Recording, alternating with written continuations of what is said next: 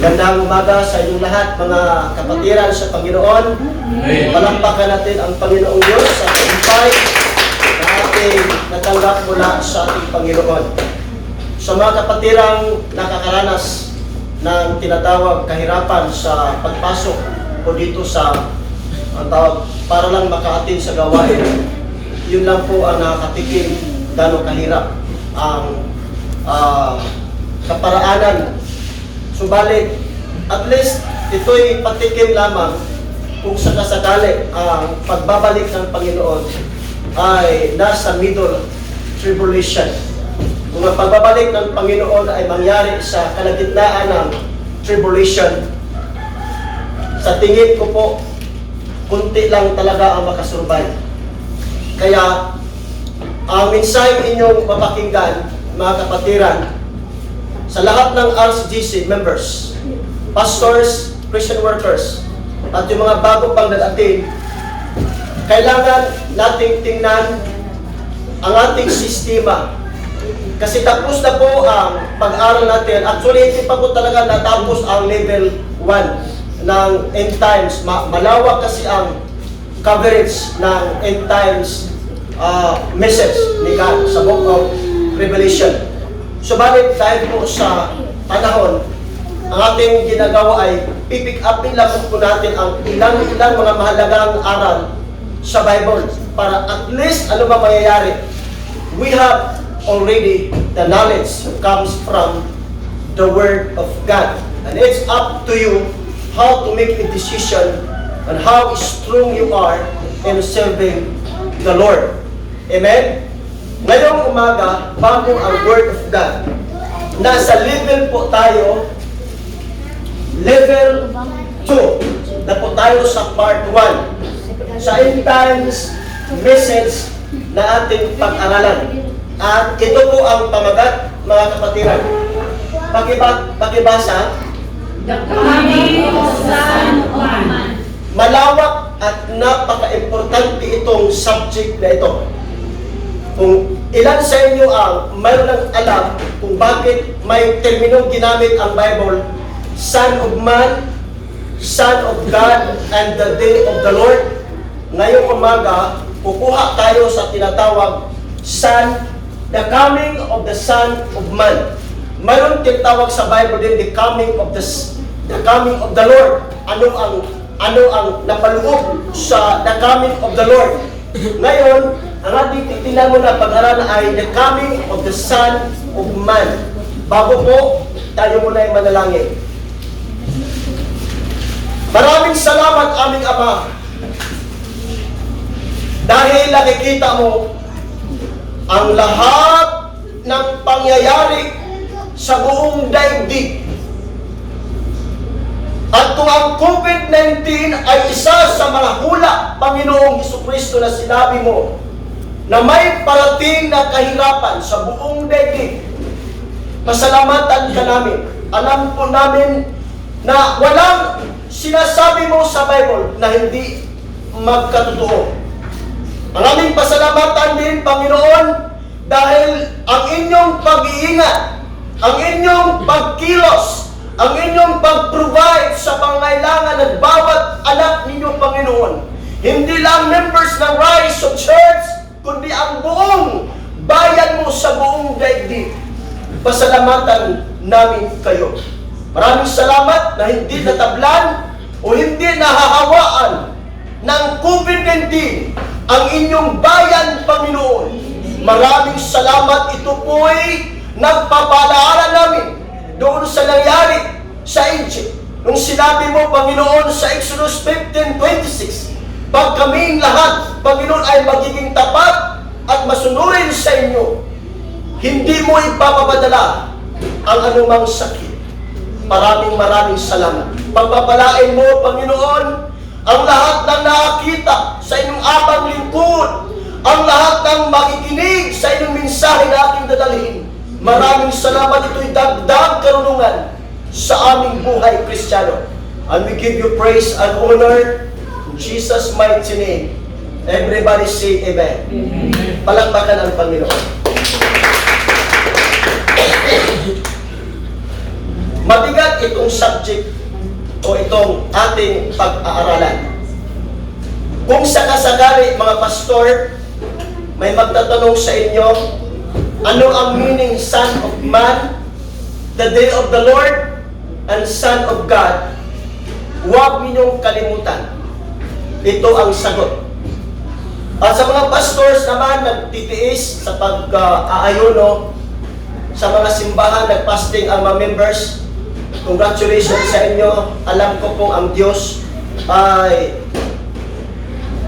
gagawa ng paraan para lamang hindi tatagal ang COVID na sakit na ito. Amen. Purihin ang Panginoon. The coming of the Son of Man. Pakibasa, please. The coming of the Son of Man, the coming of the Lord, to begin happens. Alright, the coming of the Son of Man and the coming of the day of the Lord is two biggest different events happens in the end. Dalawa po ito. The coming of Son of Man and the coming of the day of the Lord. Magkahiwalay po ito. Ay magdalawang mabibigat o malalaking pangyayari sa huling mga araw. Sunod. Let us study first the coming of the Son of Man. Bakit tinatawag Son of Man si Jesus? Huwag ninyong kalimutan, mga kapatiran. Mahalaga po talaga to. Coming of the Son of Man, ano ang ibig sabihin? Ano ang ibig sabihin at ano ang pangyayari? Ano ang mga pangyayari sa the coming of the Son of Man? Tuloy, ang pagdating ng anak ng tao, ano ang ibig sabihin? The coming of the Son of Man, anak ng tao. Sino ang tinutukoy sa Biblia na Son of Man? Sino po ang makasagot? Jesus. Bakit po tinawag siyang Son of Man? May itiyak? Ha? O nga, bakit nga tinawag siyang Son of Man? Bakit nga tinawag siyang Son of God? Oh, pakinggan ninyo kung tama ang sagot ninyo. Kung dito rin po. Pakinggan natin ha, anong ibig sabihin. Walang iba kundi si Kristo, correct? So na, why Jesus called the Son of God? And why He called the Son of Man? And what the ministry of Jesus while He was on earth? And what is the ministry of Jesus now at this present today, ngayong panahon ito? Bakit tinawag siyang Son of God? At bakit tinawag siyang Son of Man? Ito po ang sagot, mga kapatiran. Jesus, as Word, Logos, became flesh, called the Son of God. Nakuha ninyo? Verse, tignan natin. Sandali ha. Jesus, called the Son of God, is signifies, or tinawag pala siyang Son of God dahil siya ay nag-signify sa kaniyang divinity, sa kaniyang pagka-Diyos, or His deity. Kaya tinawag siyang Son of God. Pakinggan ninyo ang verse. Nang pasimula pa, buha mga kapatiran, nang pasimula pa, naroon ang salita, yung word na yan, salita. Ang salita itong salita, here's the word, ay kasama ng Diyos. At ang salita ito ay Diyos. Maraming grupo ang nagsasabi na ang Diyos daw ay may bibig. Bibig. At ang bibig ay magsasalita. Kaya ito po daw. Hindi separate person. Nakuha ninyo, turo to sa iba. Ulitin natin. Ang turo ng iba na itong salita ay Diyos. Halimbawa, ako Diyos. Pag magsasalita ako, salita, ito na pong tinatawag salita. Hindi to separate, kundi ako pa rin. Yun ang turo nila. Pakinggan natin kung totoo ba ang turo nila. Ang salita ay kasama ng Diyos. Hindi may ibig sabihin ang Diyos hindi magsalita. Katulad sa akin. So, ako ang Diyos, kapag magsasalita ako, Diyos na yun. Kasi ang salita, Diyos. Yun ang turo nila. At sinabi, at ang salita ay Diyos. Siyempre, ang salita, Diyos. Di ang salita, Diyos din. Pakinggan ninyo ang verse. Para makita magkapatiran. Verse 14. Ang salita ay naging tao. So balik natin, balik. If in case ang teaching nila o ang uunawa sa verse 1 ay ang God, ang Diyos talaga. Kasi nga, walang ibang body, walang ibang persona. Siya lang. Ibig sabihin, kapag ang Diyos, mayroong bibig talaga. At kapag may bibig, magsasalita siya. Kaya kapag siya magsalita, Diyos. Ito na po ang kanilang pag-unawa. Nag-get ninyo na ang salita kasama ng Diyos. At siyempre, dahil ang salita, ito na po, isa lang. Ngayon, pakinggan mabuti. If in case, isa lang ang katawan. Isa lang katawan, ha? Ibig sabihin, naging tao. Ang katawan. Naging tao ang Diyos. Isa lang. At si Jesus yun, sabi nila. Tama naman. Nang tanong sino na mamahala doon sa langit. Doon nagpunta si Jesus sa mundo. Sino nakaupo doon sa langit. Nakuha magkakatira ng punto. Nakuha ninyo?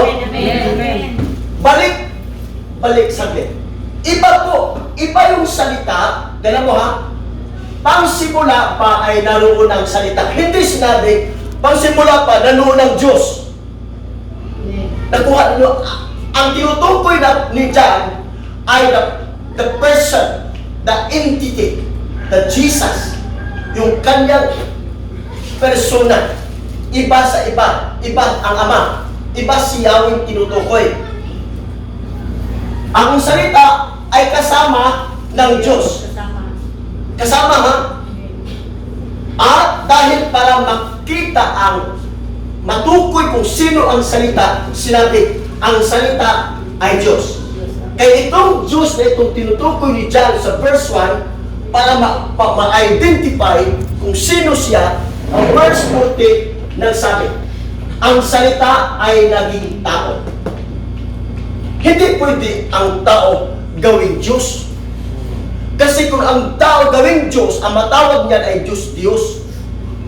At hindi pwede ang Diyos gawing tao. Makuha ba na ang Diyos gawing tao? Pwede po. Kaya ito pong nangyayari. Ang salita na Diyos naging tao ay nanirahan sa piling natin. Nakita namin ang kaluwalhatiang tunay na Kanya bilang kaisa-isang anak ng Ama. Ibig sabihin, wala ng twin brothers. Si Jesus. If Kibuloy mag-claim that he is the appointed Son of God. Appointed Son of God, ibig sabihin, mayroon pang ibang anak. Tapos naman si Jesus, tapos na, tinala. At naman din, sinabi na pulo na kibuloy na, siya ang appointed Son of God. Ibig sabihin, bukod kay kibuloy, bukod kay Jesus Christ, mayroon pang iba na katawan. Son, si kibuloy, hindi po. Walang, bilang kaisa-isang anak. Kasi natawag sa Bisaya, bugtong. Isa lang. Tuloy. Sa pangalawang Juan, 1:7, ipinapakita. Pakibasa daw, please. Sapagkat nagkala sa sanlibutan ang mga mananalig, ayaw nilang kilalanin na si Kristo ay naging tao. Ang dalawang tao ay nagkalat na bata ni Kristo. Nakita natin, tama? Nagkalat sa sanlibutan ang mga mandaraya. Here's the character sa mandaraya.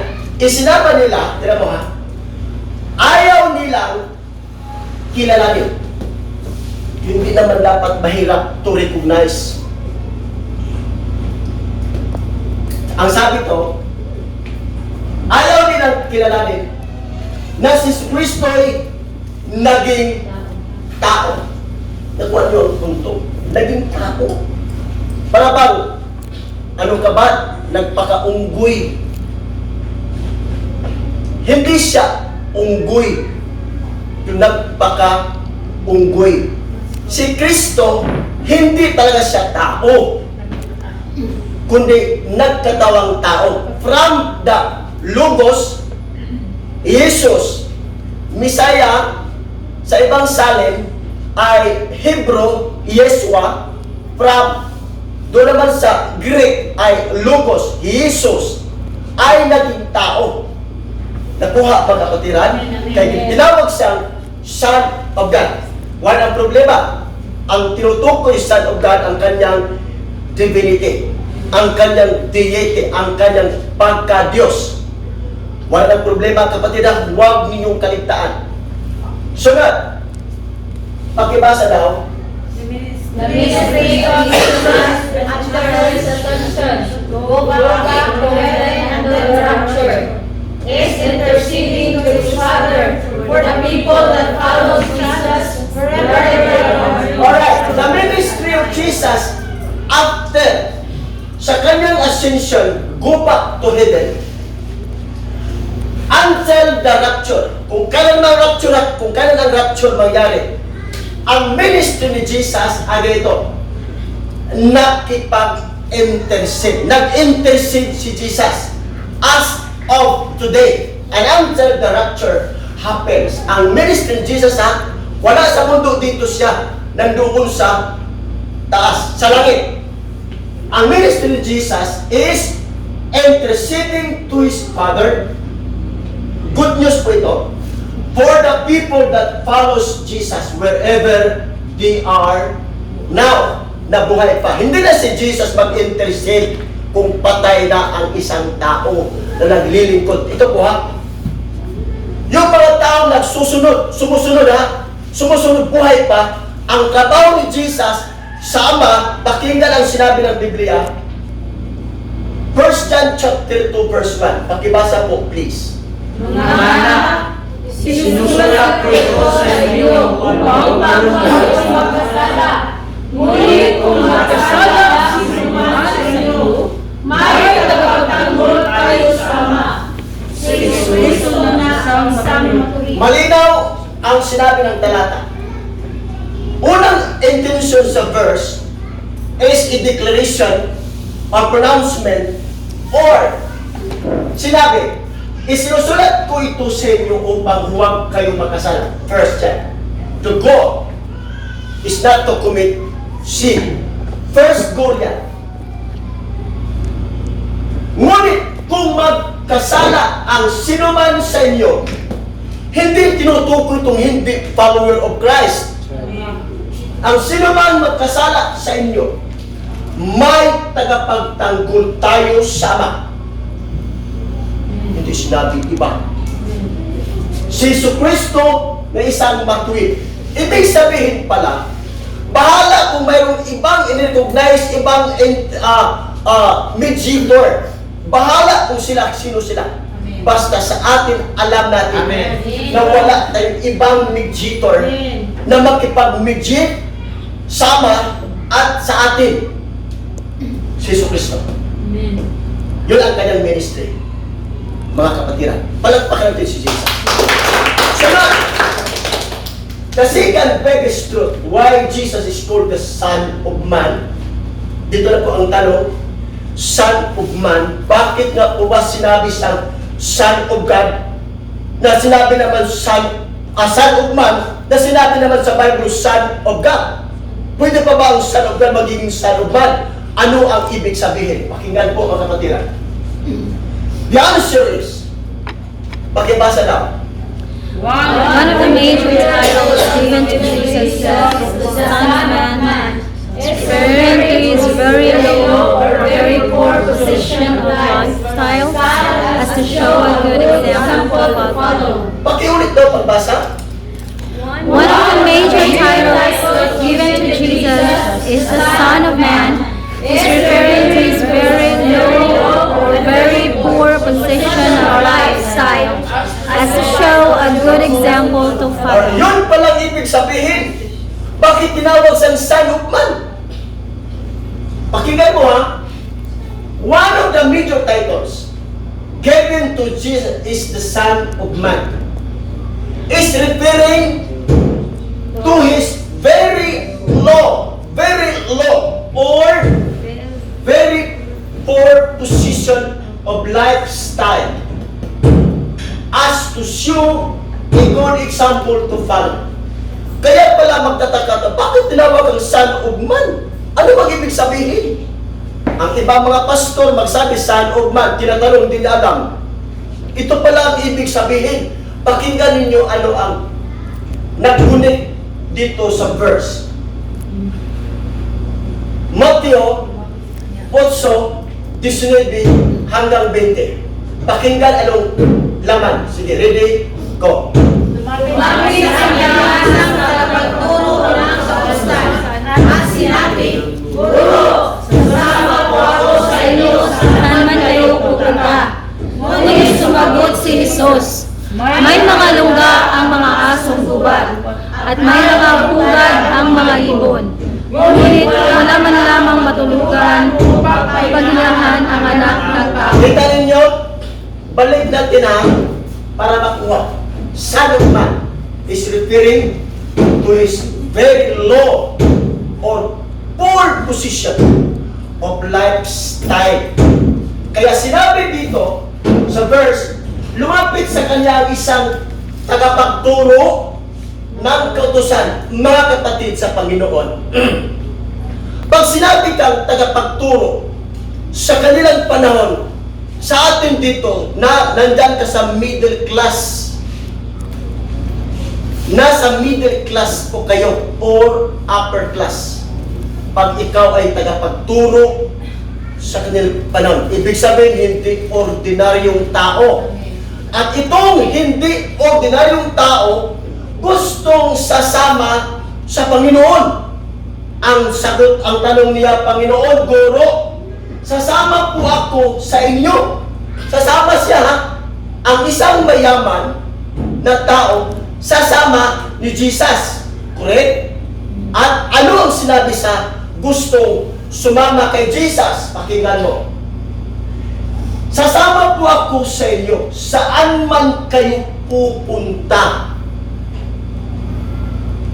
Nakuha ninyo ang statement sa isang middle class position of person in this category. He wanted to follow Jesus wherever Jesus magpunta. Kaya pakinggan mo ang response ni Jesus as the Son of Man. Ngunit sumagot si Jesus, pakinggan mo ha, may mga lungga. Ano yung lungga? Kuyanan, tahanan. Di ba?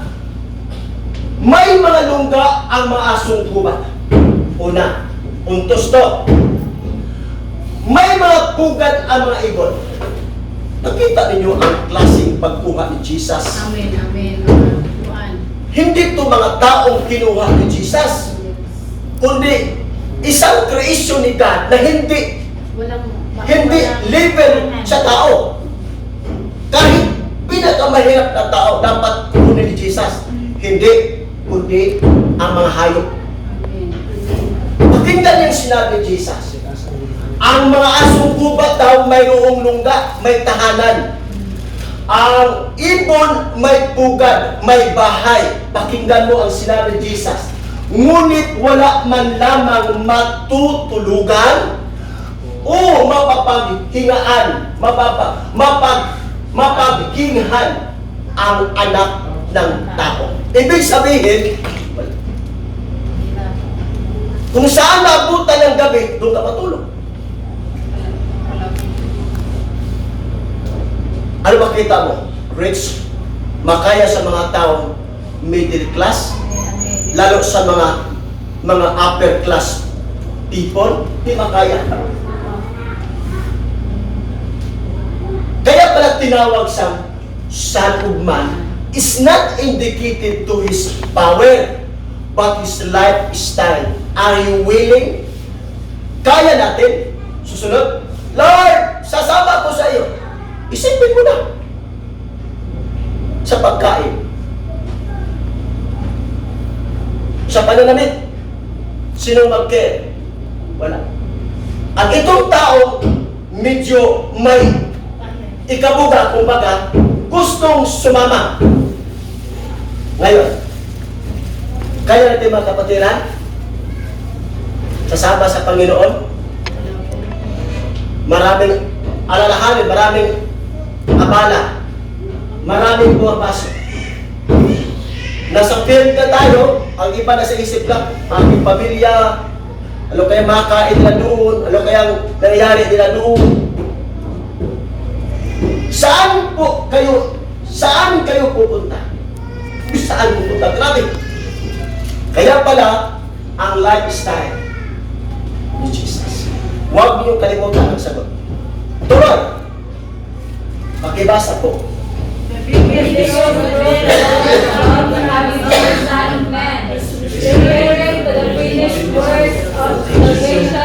Save the people from destruction, and the people who will be saved are those people who... Alright!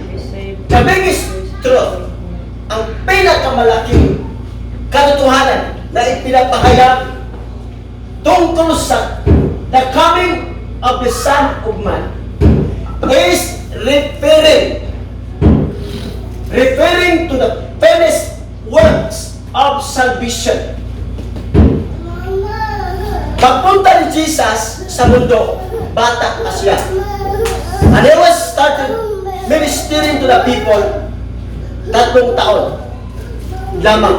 Ibig sabihin, mula sa kanyang pag-start sa ministry hanggang pumunta sa mundo, mga kapatiran, hanggang hindi pa ang rapture. Ang tawag dyan ay trabaho ni Jesus sa pagligtas. At kapag siya'y babalik na, mga kapatiran, finish na ang trabaho niya. Nanawaan ninyo, finish na ang trabaho. Nakuha ninyo? Finish na. Ibig sabihin, si Jesus ngayon ay hindi patapos ang ministry ni Jesus sa pag-save sa mga tao until today. That's the reason why hindi pa siya babalik, because hindi pa tapos ang kanyang ministry to save people. Kaya sinabi dito, and the people, ang pag-save sa destruction. Ibig sabihin, kukunin ka, iligtas ka sa destruction. Yun sinabi ng Biblia. At ang mga tao na ililigtas ng Panginoon ay yung mga taong ang iligtas ng Panginoon, ang mga taong ito po yan, tupak.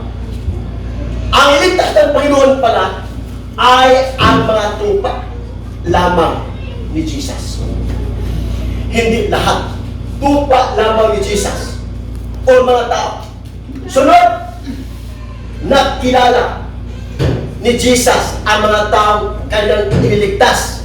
Ibig sabihin, kailangan si Jesus makilala sa mga tao iniligtas niya. Nakuha kapatid? Kilala ni Jesus ang mga tao iniligtas niya. Sunod, nakikinig ni Kristo ang mga tao kanyang iniligtas. Sinabi po ito sunod, sumusunod ni Kristo ang mga tao iniligtas ng Panginoon, nakilala ni Jesus, nakikinig ni Jesus, at sumusunod ni Jesus, yung mga iligtas. Sunod, ang mga tao ito, ang binigyan ni Jesus ng buhay na walang hanggan.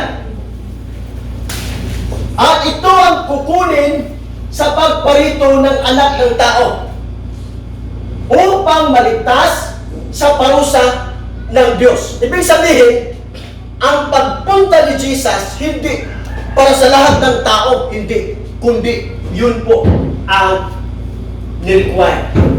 Pakinggan ang sinabi ng Biblia. Pakibasa daw, please. Ngunit kayo ninyong maniwala sapagkat hindi kayo kabilang sa aking mga tupa. Nakikinig sa akin ang aking mga tupa. Nakilala ko sila at sumusunod sila sa akin. Alright. Dalawang bersikulo na nagpapatunay. Ang sinabi, ngunit ayaw ninyong maniwala sapagkat hindi kayo kabilang sa aking mga tupa. Yung sinabi dito po, mga kapatid, ulitin natin ang iligtas ng Panginoon ay yaw lamang kabilang sa kanyang Tupa. nakuha. Amen. Verse 28, napakabigat ang statement ni Jesus. Verse 28. Nakikinig sa akin ang aking mga tupa. Point number 1. Point number 2, nakikilala ko sila. Point number 2 na siya. At number 3, at sumusunod sila sa akin. Yun ang kanyang iligtas. Ulitin natin mga kapatid. Nagkinig sa akin ang aking mga tupa. Nakikilala ko sila. Pwede man ang tao nakilala kay Jesus. Pwede. Si Jesus tagapagligtas. Si Jesus ay mahabagin. Si Jesus ay mag-provide, magpapatawad. Pwede po makilala ng tao si Jesus. Ang tanong kasi dito si Jesus ay nakilala sa kanyang ililigtas. Bakit? Pakinggan mo. Sapagkat sila ay sumusunod, nakikinig. Kaya, verse 20. Pakinggan mo. Verse 20. Binibigyan ko sila ng buhay na walang hanggan. Dahil ay hindi sila mapapahamak at hindi sila makakagaw sa akin ninuman. Binibigyan ko sila ng buhay na walang hanggan. Ang sinong bibigyan ni Jesus? Yung mga tao nakikinig sa Kanya, nakilala sila ni Jesus, at sumusunod sila kay Jesus. I hope na nagawa natin ito. Kaya sinabi ni Jesus, binibigyan ko sila. Hindi ang Ama ang nagbigay buhay, kundi si Kristo nagbigay. Bakit? Sumusunod, nakilala, at nakikinig. Kaya sinabi ni Jesus, kailanman hindi sila mapapahamak. Paano ka mapapahamak? Paano ka mapapahamak kung ano sabihin ng Panginoon susundin mo? Paano ka mapapahamak? At anong sabi ng Panginoon susundin mo, gagawin mo? Kaya sabi ng Panginoon, at hindi sila maaagaw sa akin ninuman. Palakpakan natin ang Panginoon. Hallelujah! Hallelujah! Yun po ang sinabi. Therefore, Balik sa sakit, balik sa sakit. Bilong na tayo daw na binibigyan ni God ng buhay. Paano yun na backslide? Mga pastor na backslide, members na backslide. Paano yun? Na binigyan na pala sila ng buhay ng Panginoon. Bakit na backslide pa? Sinabi ng Panginoon na hindi, kahit sino man, na dapat mapapawag, ay hindi sila maaagaw sa akin nino man. Bakit na backslide pa kung wala makakaagaw? Eh, siyempre ang sagot, mga kapatid, nandito. Na-backslide sila dahil hindi sila kikinig. Na-backslide sila bakit hindi sila sumusunod sa sinabi ng Panginoon. Ang sinabihan ng Panginoon na walang makaagaw ninuman, itong mga sinabi sa verse 28, yun ang ibig sabihin ng Panginoon. Ang tanong, nasa atin na po yun? Mahirap. Nasa labanan pa tayo. Kaya pakinggan ang sunod. Therefore, one of the most important truths revealed to us now concerning in this last days. Mag-concern sa last days ha, ano po? Dito po yan. The coming of the Son of Man is designed. Is designed to snatch. Ano ba yung word snatch? Bilis! Biglaan talaga. Snatch, or save, or rapture. Ibig sabihin, ang pagbalik ng Panginoon ay disenyo lamang only sa mga sinasabing ano yun? Nakikinig? Nagkilala sila ng Panginoon? Sumusunod. Kaya pag wala po yung requirements na yan, wala sa atin. I challenge everyone to do it. Sundin habang wala pa.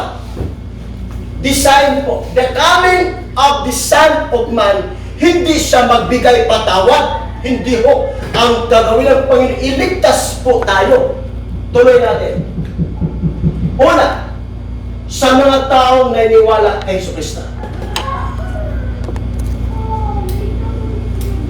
Sunod, sinabi, nakikilala tayo ni Jesucristo. Saan yung verse na sinabi? John 10:28. 2 Timothy chapter 2 verse 19. Anong sinabi niya?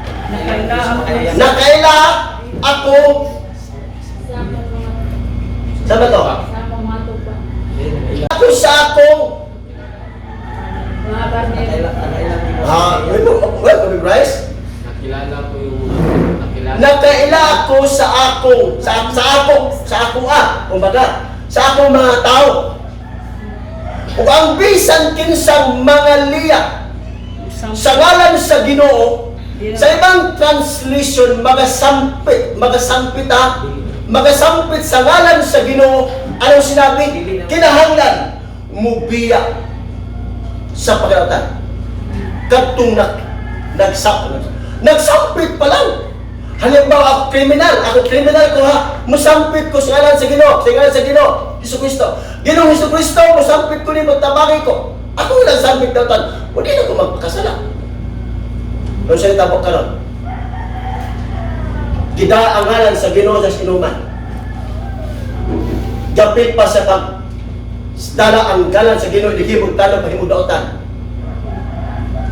Paano yun? Sunod, number 3, nakikinig ang mga membro ni Kristo sa kanyang mga utos. Mabigat to. At pang-apat, at sumusunod sila sa mga utos ni Kristo. Apat na mabibigat na kailangan pagbalik ng Panginoon. Kaya, tuloy natin. To make us clear what that we must do and what conditions of the people while the coming of the Son of Man is near. Ulit natin, to make us clear ba? Kaya yung pandinig mo hindi klaruhin. Yung mata mo hindi masyadong makakita, ayusin. To make us clear what we must do. Kung anong dapat gagawin And what conditions of the people? Anong condition sa mga tao? While the coming of the Son of Man is near. Jesus used the two major events in the history of the Old Testament. The event of Noah's time and the event of Sodom and Gomorrah's time. Ibig sabihin, para malinaw, what we must do, anong gagawin, and what conditions of the people while the coming of the Son of Man is near. May gamit si Jesus sa dalawang malaking pangyayari sa Lumang Testamento, at ang isa po dito ay sa Noah at ang isa naman ay Sodom at Gomorrah. Pakinggan natin. Sa dami-daming pangyayari sa Lumang Testamento, bakit ang panahon pa ni Noah at ang Sodoma ang kinuha ni Jesus? Ano ba ang mensahe sa kanilang panahon? Pakinggan natin. The main purpose of Jesus, why He used the time of Noah and the time of Sodom and Gomorrah, is to present, ipakita, to present the real happenings of what is going to happen to all the people and the end. Ipinapakita pa lang, purpose pa lang Panginoon, bakit kinuha ang pangyari ni Noah at Sodoma, para ipakita ang tunay na mangyayari sa huling mga araw. What is the biggest truth inside the event of Noah's time and the time of Sodom and Gomorrah? What is the biggest truth inside yung sa loob ng pangyayari ni Noah at sa Sodoma? Pakinggan po, ako naniwala na kapag kinuha ang rason bakit kinuha, sapagkat mayroong similar sa kanilang panahon. Pakinggan natin. There are three major to have. There are three main important messages why Jesus used, ginamit ang pangyayari kay Noah o ang event Sodom at Gomorrah. Tatlo po. Number one, pakibasa please. The message is warning All the people. God is going to destroy all the wicked people living in the end times. Alright. Ang unang mensahe ipinapakita. The message of warning. Warning. To call the attention of all the people that God is going to destroy. Ang ibig sabihin, kinuha pala ni Jesus ang panahon ni Noah para pagbigay atensyon sa lahat ng mga tao. Nakuha mo kapatid? Bigyan ng attention, warning that God is going to destroy. Wala na pong mercy. Para maunawaan sa mga tao. Baka nag-isip ba? Pag nag-isip ang mga tao, si God, merciful si God. Si God, full of love. He doesn't want to destroy people because God is full of love. Tama po yun. Pero mayroong hangganan according dito. Kaya ipinapakita ng Diyos para pagbigay warning na mayroong i-destroy ni God ang lahat ng mga tao. Doon sa bandang dulo. Una pong mensahe. Pangalawa, the message is to wake up call sa lahat ng mga tao, all the people, to prepare their life on how to escape the coming terrible day of judgment of God that is going to happen and the end of time. Binigyan ng Panginoon para ipakita ano o magpaghanda sa buhay, paano makatakas sa darating na nakakagulat, nakakamanghang hatol ng Diyos. na mangyari. Pangalawa po, ano yung una? Ano yung una? All attention. Warning. Sa lahat ng mga tao yan, sa lahat ng mga tao sa buong daigdig na mayroong parusa. Pangalawa, Wake up call. wake up call para maghanda. Prepare their life on how to escape the coming terrible day of judgment. Pangatlo, pakibasa po. God is not a liar, and He is going to fulfill whatever He says. Alright, tatlo lang po. Ito ang pinakalas. The message is to let the people know that God is not, ano po?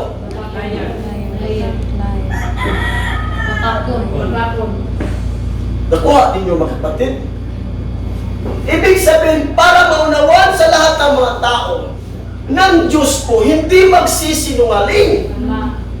Kung anong sasabihin ng Panginoon, marami kasi nagtataka while I was watching people in this very decade of people sa pag-aaral. Meron kasi mga pastor na tuturo na Brad, okay lang Brad, hingi ka lang ng tawad ni God pag makasala. Okay lang po.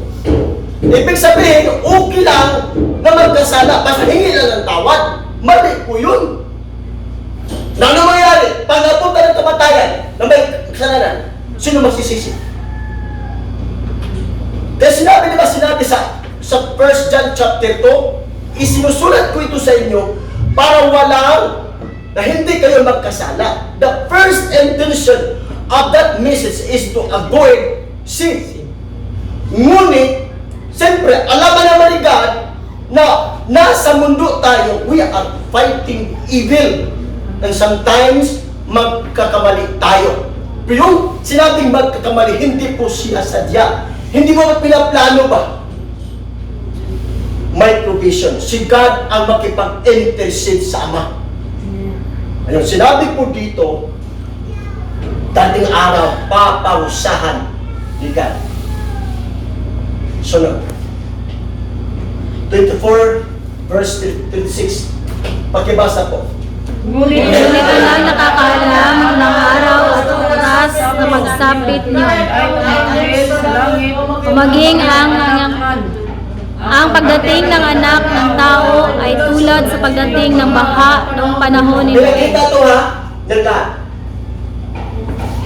Ngunit wala na akala sa araw ko, ng araw at oras ng pagsapit na yon, kahit ang mga anghel sa langit. Verse 7, ang parating ng anak ng tao ay tulad, the same talaga, ay tulad sa pagdating ng baha noong panahon ni Noe. Bakit specific? Maraming baha kasi dinais ng Panginoon at klaro baha panahon ni Noe. Pakinggan natin. Verse 30, pakibasa lang.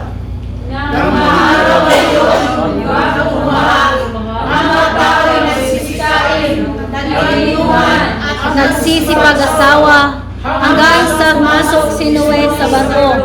Hindi nila mamamalayan ang pangyayari hanggang sa dumating ang baha at tinangay silang lahat.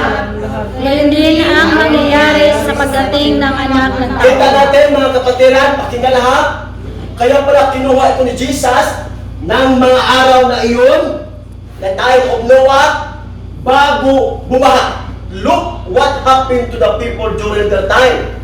Bago bumaha. Ano ang ugali, trabaho ng mga tao? Ang mga tao ay nagsisikain, nag-iinuman at nagsisipag-asawa. Hanggang sa pumasok si Noe sa barko. Nakita niyo? People ignored what happened.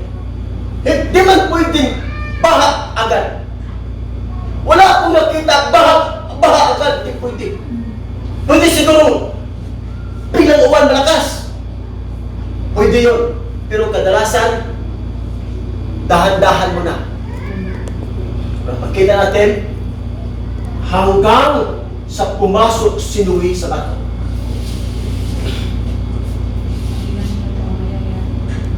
Pakinggan mabuti kasi kinuha ko ni Jesus ngayon. Verse 39, hindi nila namamalayan ang pangyayari hanggang sa dumating ang baha. Remember ha? Mula nag-start si Noe paggawa ng arka, bahala na kung ano ang masabi sa mga tao. Nakita ba nila si Noe o si Noe nangarag ba? Ang punto dito, ang pangyayari bago bumaha.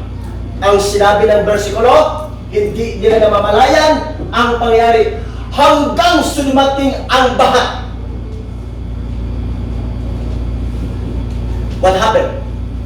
At tinangay silang lahat. Pakinggan mo ang indication. Pakinggan mo ang indication. Gayon din ang mangyayari sa pagdating ng anak ng tao.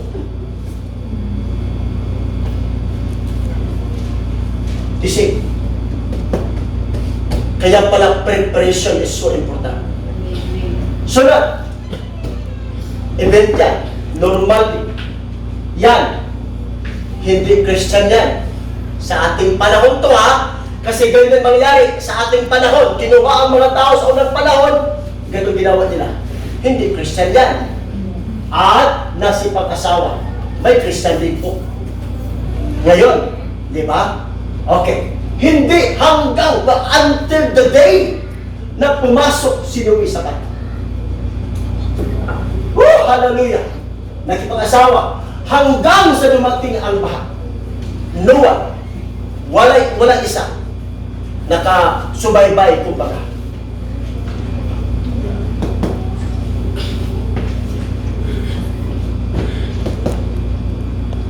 Now, hindi. Pinapakita lang ito ni Jesus na ang pagdating ng anak ng tao ay pareho sa panahon ni Noe. Nakita ninyo? The door of salvation is being closed. Where is the mercy of God? Tuloy natin. Ano naman ang malaking mensahe na ating makita bakit kinuha ni Jesus na ang parating ng anak ng tao ay katulad sa pangyari sa Sodoma at Gomora? Ano pala ang ginagawa ng mga tao sa kanilang panahon bago pinurusahan ng Diyos? Ano pala ang ginawa ng mga tao panahon sa Sodoma at Gomora? Pakinggan natin. Lucas 17 verses 20 to 30. Pakibasa po, please. Ang mga tao ay nagsisikain, nagsisinom, bumibili, nagtitinda, nagtatanim at nagtatayo ng bahay. Kita natin, ganyan din ang nangyayari noong panahon ni Lot. Ang mga tao ay nagsisikain, normal, parehong naluwa. Nagsisiinom, pakinggan mo, mayroong hindi nangyari, sinulat doon sa kay Noah. Wala pong bumibili. Sa pananawa, wala na indication na ang mga tao bumibili, nagtitinda. Wala doon. Kay Noah, wala. Ito lang. Kaya kinuha ni Jesus to. Na? At nagtatayo ng bahay. It is a normal lifestyle of the people during the time of Lot. Verse 29. Pakibasa. Ngunit ang araw na umalis si Lot sa Sodoma, umulan ng apoy at asupre at natupok silang lahat. Ganun din ang mangyayari sa pagdating ng anak ng tao. Kita ninyo may dinagdag pa dito ang Panginoon na wala panahon ni Noah. Ngunit ng araw na umalis si Lot sa Sodoma, hindi man baha. Bakit hindi baha? Sapagkat sinabi na ng Diyos na hindi na muli niyang bababahain ang buong sanlibutan. Remember that this dalawa lang syudad ang na-indicate dito. Pero ang kanilang ugali, pakinggan po ha, nagsisikain, nagsisiinom, bumibili, nagtitinda, nagtatanim at nagtatayo ng bahay. All dito, involved. Kaya, verse 29, ng araw na umalis si Lot sa Sodoma, nakuha yung history ito, chapter 19 ng Genesis. Anong istorya to? Sa verse 7, chapter 17 pa lang, introduction sa worst condition, nakipagtalik ang mga bayot. At umabot doon talaga. So, agad nakipag-intercede si Abraham kay God. Sinabi ni God, paparusahan ko yan. Sinabi ni Abraham, kung mayroong 50, sabi ng Diyos, hindi ko paparusahan. Bilang-bilang, wala talaga. Kaya sabi, alis. Nung ngayon nangyari, bilang naman hanggang wala. Outside the family. Gusto kong makita makapatiran. I was wondering why ang tinutukoy dito pamilya lang. Pamilya ni Noah, pamilya ni Lot. Napag-surprise po ako. Anyway, balik natin dito. Ano sinabi ni God? Wala. Parusahan talaga. Therefore, ng panahong iyon, si Lot, sinabihan na naanghel. Alis agad! Alis agad! Tinulak na alis agad. Mayroong request ang si Lot, may request. Sabi niya, kung pupunta, kung doong lugar ang pupuntahan ko namin, baka hindi namin ito maaabutan, mamatay ako. Medyo malayo. So sabi ni Abraham, sabi ni Lot, pwedeng dyan lang. Alam niyo lugar? Okay. Zor. Anong meaning sa sword? Maliit City. na place. So, sabi namin, okay. Doon lang kayo. Bilis. In one condition. Isa lang kondisyon. Huwag kayong lumingon. Isa lang kondisyon. Huwag kayong lumingon. To make us the story short, nakaabot, hindi nila pansin kasi walang lingunan. Alam kung may nahuli dito, hanggang dumating sa doon sa dulo. Huh! Nasaan ang asawa?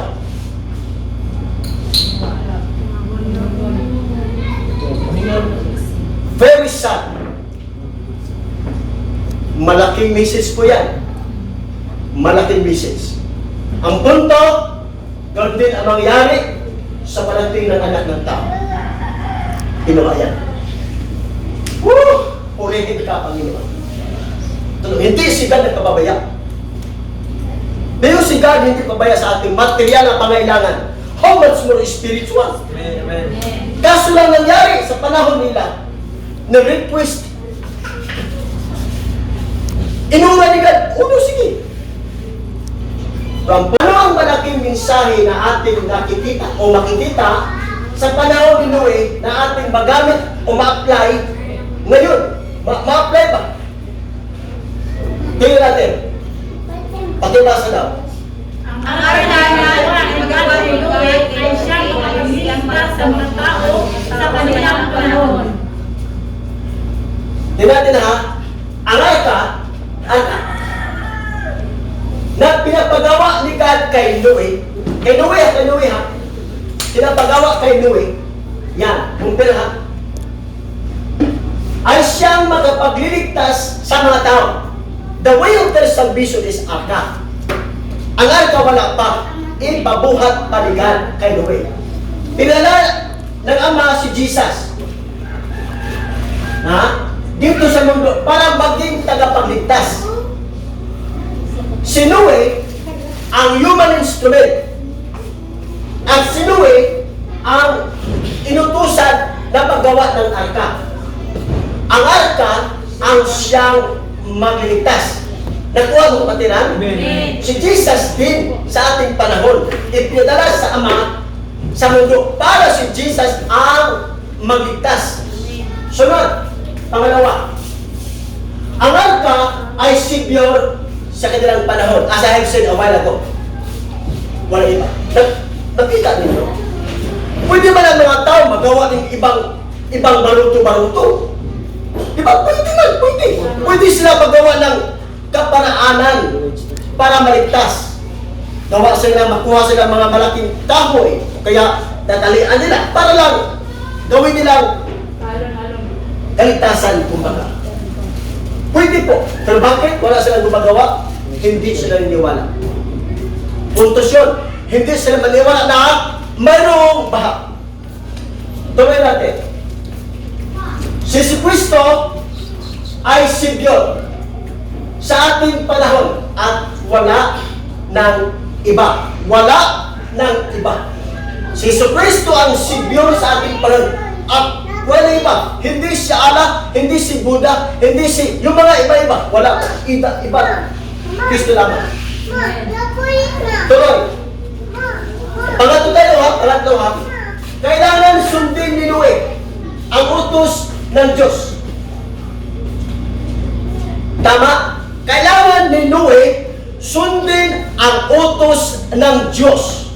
Ibig sabihin, Noah is God's human instrument to build the ark para ang maging kaligtasan.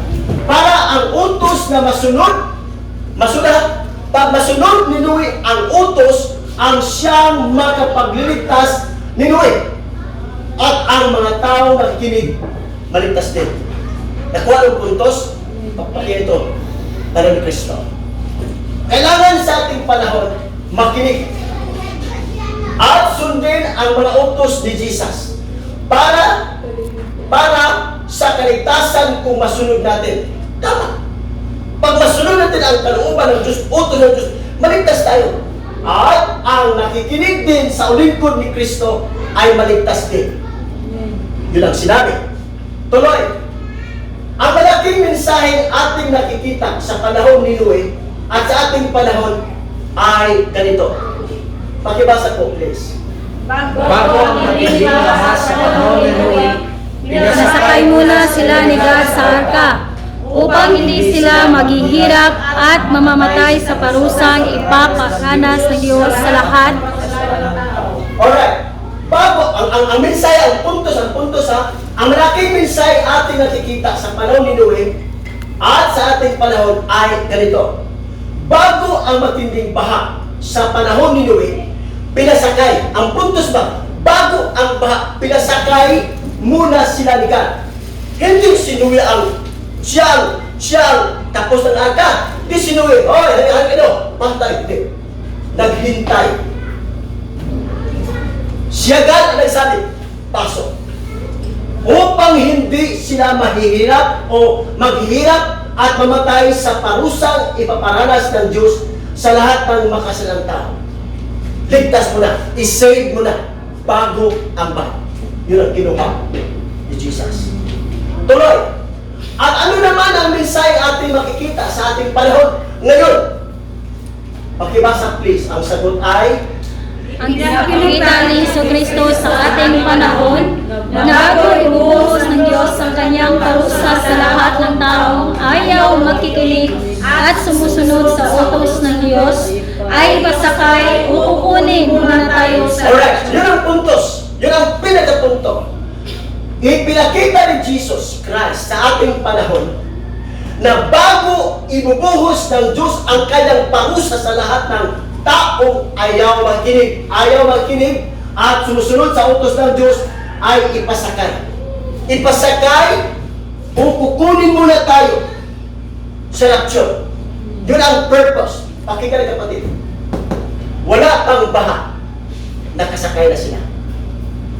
Kawawa silang lahat.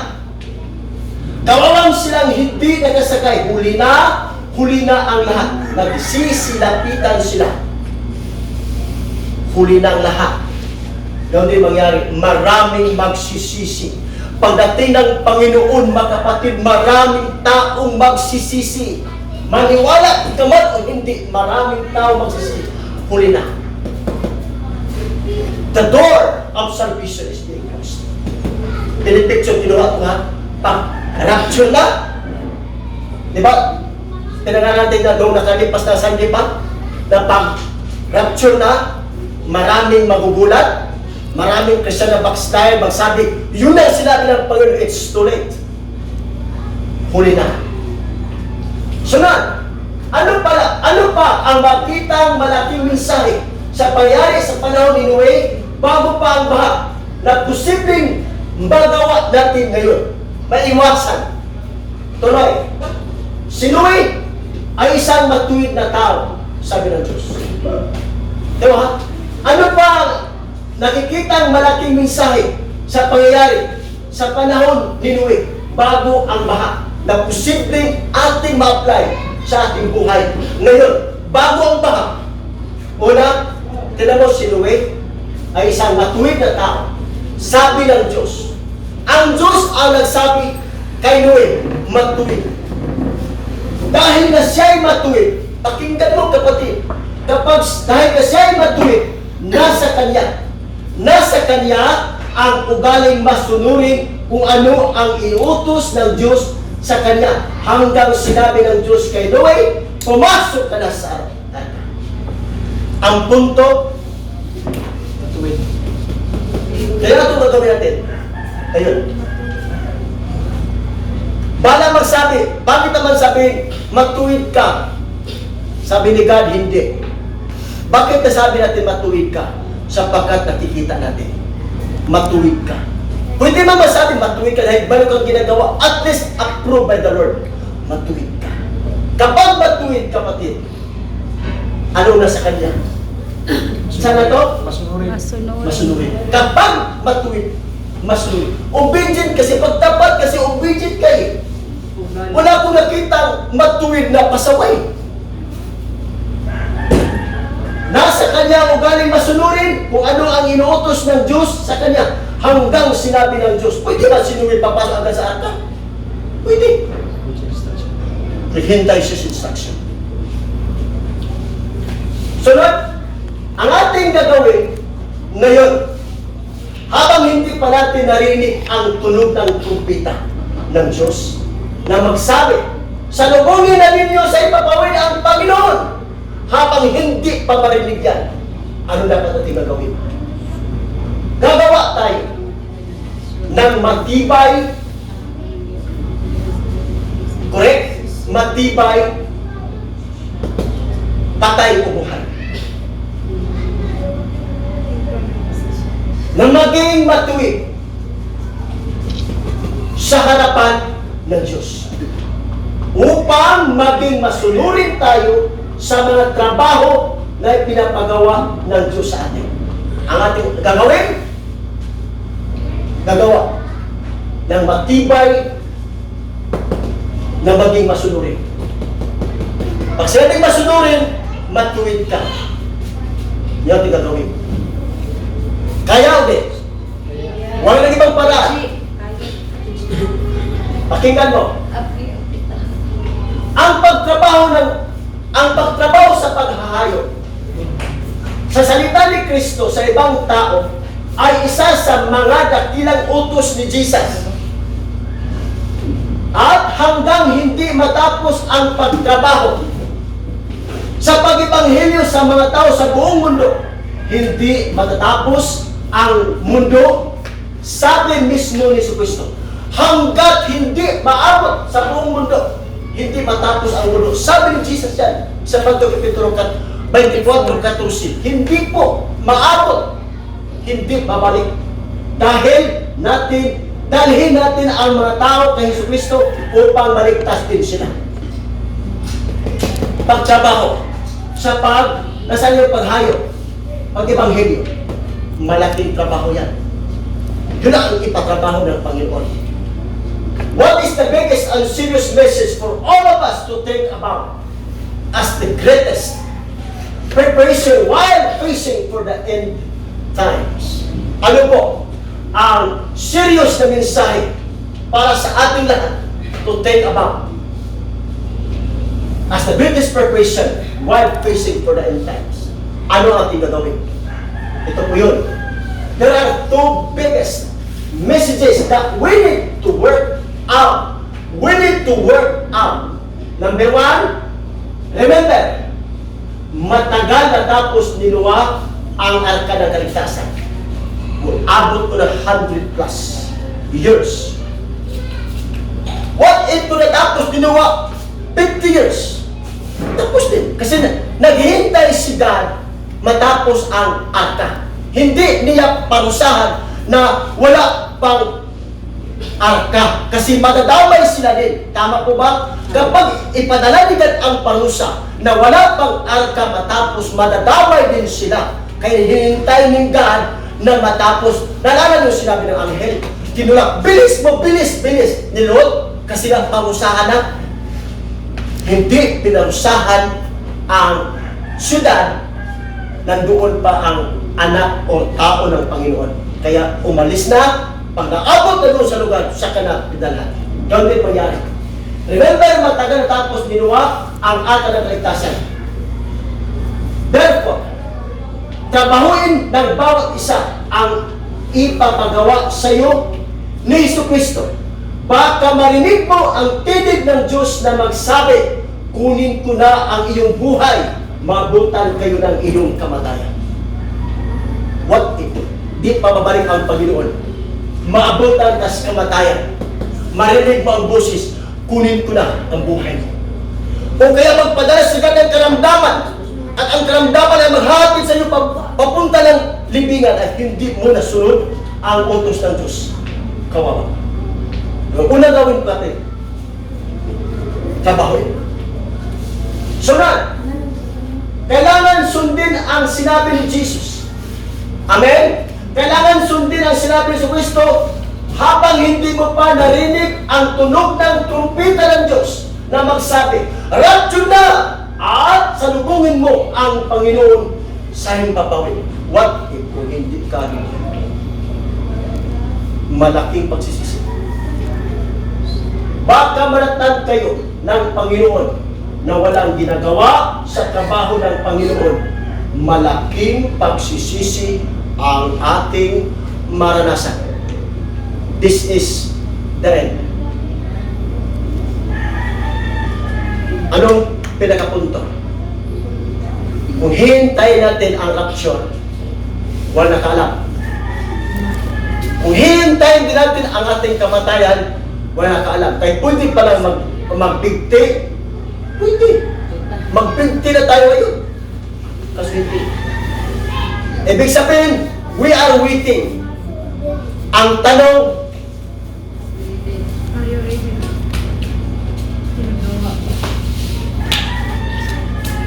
Amen.